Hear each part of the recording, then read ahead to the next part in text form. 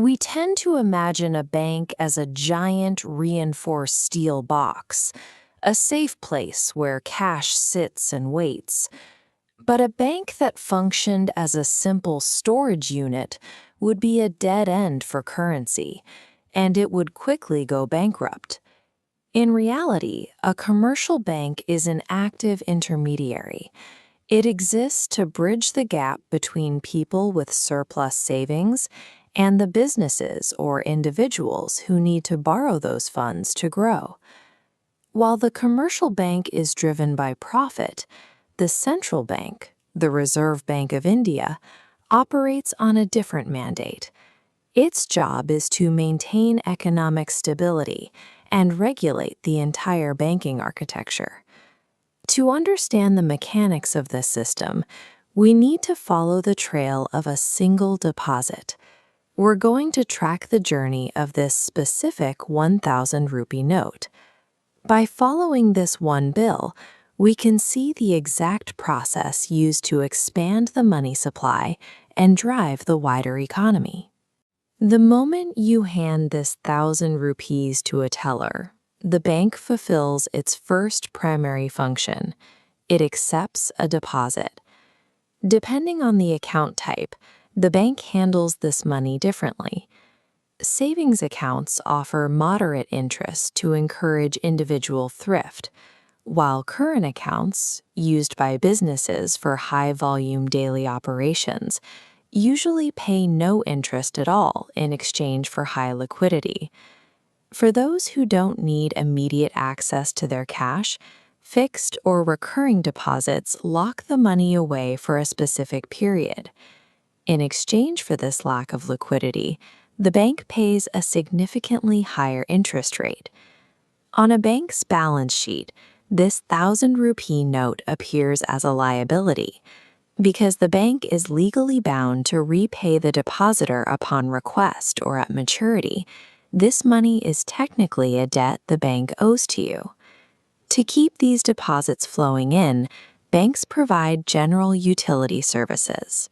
They offer locker facilities for valuables and provide convenient access to cash through machines like this one. Because this deposit is a liability that often costs interest, they cannot leave it sitting in a vault. They have to put it to work. This leads to the bank's second primary function, advancing loans. The bank takes the 1,000 rupees you deposited and immediately lends a portion of it to a borrower. For short-term business needs, they might offer cash credit against collateral or an overdraft facility that allows a customer to withdraw more than their actual balance to cover a temporary shortfall. Longer-term needs are met through term loans for machinery or housing, or by discounting bills of exchange, providing a business with immediate cash today in exchange for a future payment.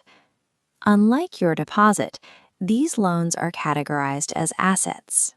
They are the bank's primary source of revenue because the interest charged to borrowers is what pays the bank's bills and generates their profit. The fundamental banking model relies on the spread, the difference between the low interest paid on liabilities and the higher interest earned on assets. Here is where the math gets interesting. The central bank requires every bank to keep a percentage of their deposits in reserve.